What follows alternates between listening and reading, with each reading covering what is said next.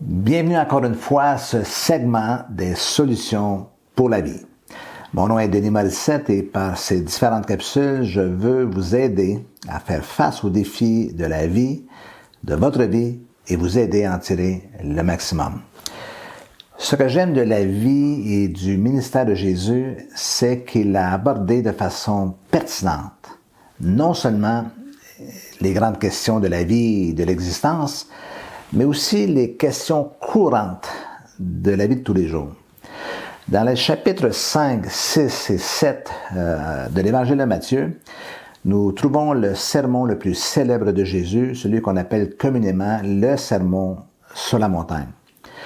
Dans cette grande fresque oratoire, Jésus aborde une multitude de sujets comme le bonheur, la vie spirituelle, les relations humaines, et au chapitre 6, du verset 25 à 34, la question des inquiétudes.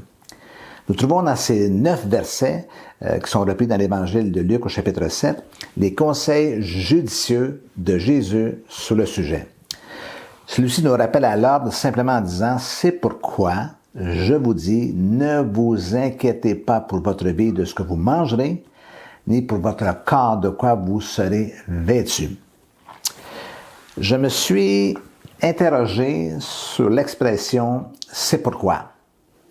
En fait, pourquoi Jésus commence-t-il par cette expression « c'est pourquoi ». La seule façon d'y répondre est de revenir au verset précédent qui nous met en contexte. Voici ce que dit ce texte. « Nul ne peut servir 2 maîtres, car ou il haïra l'un et aimera l'autre, ou il s'attachera à l'un et méprisera l'autre. Vous ne pouvez servir Dieu et Mammon. » Il est intéressant de découvrir que ce Mammon est le symbole de la richesse, le symbole de la recherche des biens matériels et aussi de l'avarice. N'est-il pas vrai que la préoccupation majeure de nos pauvres esprits concerne l'argent et la sécurité matérielle? C'est dans cet aspect précis que se loge et s'enracine notre insécurité et par le fait même nos inquiétudes. Mais Jésus nous encourage à ne pas nous inquiéter. Pourquoi? Pour différentes raisons. Parce que, premièrement, les inquiétudes nous détournent du vrai sens de la vie. Jésus a dit, la vie est plus que la nourriture et le corps plus que le vêtement. Je répète, la vie est plus que la nourriture et le corps plus que le vêtement. Évidemment, nous avons besoin de manger et nous avons besoin de nous vêtir. Le problème n'est pas dans la légitimité de ces choses. Dieu le reconnaît. Le problème est dans les inquiétudes, dans les tourments que celles-ci nous occasionnent. La peur des problèmes cause, dis-je, plus de problèmes que les problèmes en eux-mêmes. Il est étonnant de découvrir qu'une bonne partie de l'économie de nos sociétés tourne autour de ces 2 pôles. L'alimentation et la mode. Nous devrions dire l'industrie de l'alimentation et l'industrie de la mode. Ce qui nous amène parfois à observer que malheureusement, la nourriture est plus que la vie. Et tout thérapeute dit c'est que le rapport à la nourriture met en lumière les besoins affectifs de la personne. Les gens mangent parce qu'ils ont besoin d'amour, parce qu'ils se sentent seuls. Ils mangent leurs émotions, ils compensent ainsi, et la nourriture devient donc un symbole d'obsession. Il faut que je mange, boulimie. Ou il ne faut pas que je mange, anorexie. Le vêtement est plus que le corps. Les gens mettent l'emphase davantage sur l'apparence que sur le besoin réel. Paraître devient plus important qu'être. Cela démontre la profonde fragilité de leur estime d'eux-mêmes et de leur confiance en soi. Les gens s'imaginent qu'à force de paraître, ils vont finir par être. En second lieu, les inquiétudes n'augmentent en rien la durée et la qualité de notre vie. Jésus a dit, « Qui de vous, par ses inquiétudes, peut ajouter une seule coudée à la durée de sa vie? » Les inquiétudes rongent, usent une personne et ont un effet direct sur la qualité de sa vie intérieure et de ses relations avec les autres. Combien de temps perdu à se morfondre, à s'inquiéter, à se stresser, à se tracasser pour des choses qui n'arrivent la plupart du temps jamais. Nous nous inquiétons pour les fins de mois, pour nos enfants, pour nos relations, pour l'avenir, sans que cela change quoi que ce soit. J'aimerais vous dire sans ironie que les inquiétudes raccourcissent la vie.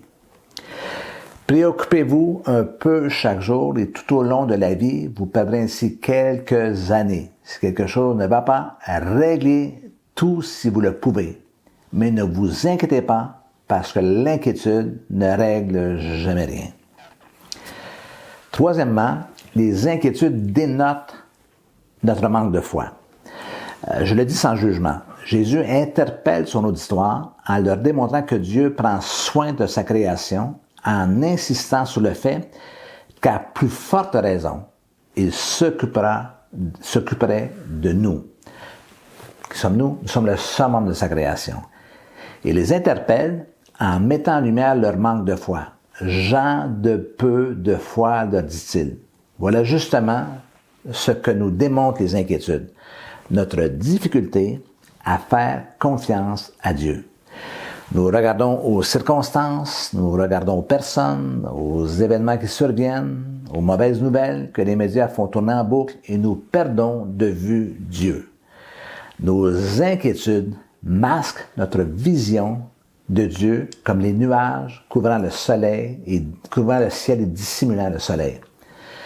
Quand je regarde en arrière à toutes ces inquiétudes, je me souviens de l'histoire du vieil homme qui, sur son lit de mort, a avoué qu'il avait eu beaucoup d'ennuis dans sa vie, dont la plupart n'étaient jamais arrivés.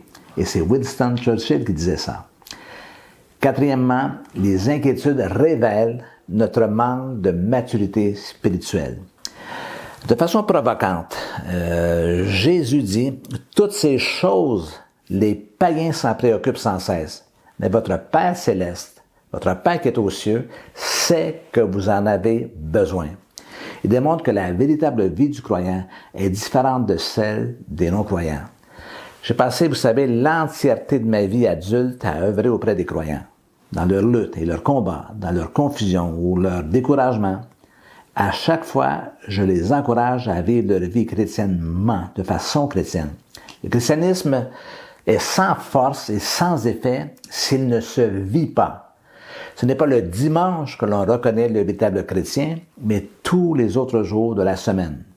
À l'Église, nous sommes dans un environnement protégé, idéal, aseptisé. Là n'est pas le reflet de la vraie vie. Les enjeux de la vie se manifestent à la sortie de l'Église. C'est dans les combats de tous les jours que nous grandissons et que notre vie spirituelle s'affine et que nous différencions, dis-je, de ceux qui ne connaissent pas Dieu. Les inquiétudes, cinquièmement, ne changent strictement rien à notre condition. L'inquiétude est une réaction passive. Elle cherche à résoudre ce qui n'est pas à sa portée. Lorsque nous nous inquiétons, c'est notre imagination qui entre en jeu, brossant des scénarios plus catastrophiques les uns que les autres. Jésus disait, « Si donc vous ne pouvez pas, même la moindre chose, pourquoi vous inquiétez-vous du reste? » Si vous avez affaire à un problème qu'il est possible de le résoudre, eh bien, vous n'avez pas à vous inquiéter. Et si vous ne pouvez pas le résoudre, les inquiétudes ne vous aideront sûrement pas à le résoudre. Laissez-moi vous dire que les seuls problèmes impossibles à résoudre, ce sont les problèmes imaginaires. Ils n'existent pas. Ils n'existent que dans notre imagination. Ce qui alimente nos inquiétudes est plus que tout notre impuissance et notre perte de contrôle. Les choses ne se passent pas comme nous le voudrions. On voudrait contrôler nos enfants et faire en sorte qu'ils soient ce que nous voudrions qu'ils soient et qu'ils fassent ce que nous voudrions qu'ils fassent. Au lieu de faire confiance à Dieu, on essaie de les contrôler. En d'autres occasions, ce sont les événements qui surviennent. On s'inquiète de l'avenir, de notre santé, on s'inquiète pour notre travail. Si vous cherchez des occasions de vous inquiéter, la vie vous en fournira abondamment. Rien n'est parfait. Au moment où vous terminez de regarder, de visionner cette vidéo, prenez la ferme résolution de faire confiance à Dieu en toutes choses, dans les grands besoins autant que les petits. Je sais que la vie n'est pas facile et je comprends qu'il est difficile de ne pas s'inquiéter. Mais la vie chrétienne est indissociable de la vie de foi. La Bible ne dit-elle pas « Le juste vivra par la foi ». Mon juste vivra par la foi. La foi est un mode de vie. La foi n'est pas seulement une mesure d'urgence à utiliser quand tout va mal. C'est quelque chose à cultiver à chaque instant. Commencez donc dès à présent, en ce moment même. Prenez quelques instants pour remettre vos préoccupations entre les mains de Dieu. Dites-lui ce que vous vivez, ce qui vous inquiète, ce qui vous tracasse. Exprimez-lui vos peurs en toute honnêteté. Soyez vrai et franc devant lui, comme quand vous vous confiez à un ami ou à une autre personne ou à une personne importante pour vous. Confiez-vous à votre Dieu, car lui seul peut comprendre vos souffrances et vos sentiments et vos ressentiments. Sachez qu'il vous aime, vous êtes précieux à ses yeux et qu'il ne veut que votre bien-être et aussi, bien sûr, votre bonheur. Dites-le-lui, Seigneur, tu vois mes inquiétudes, tu vois comment ce que je vis m'obsède au point de me faire perdre ma joie et de mettre en doute ma confiance en toi. J'ai peur et nommez votre peur de ceci, de cela. Mais maintenant, je remets tout entre tes mains parce que je sais que tu es plus grand et plus puissant que moi. Alors, je choisis consciemment, délibérément, de te faire confiance et je mets ma foi en toi entièrement. Vous avez aimé cette vidéo et ces quelques conseils que je vous viens tout juste de vous partager? Dépêchez-vous de vous abonner si ce n'est déjà fait. Je sais, je le répète régulièrement, mais en cliquant sur le bouton rouge à droite de la vidéo et n'hésitez pas à la partager à vos amis. Et sur ce, je vous dis bonne semaine.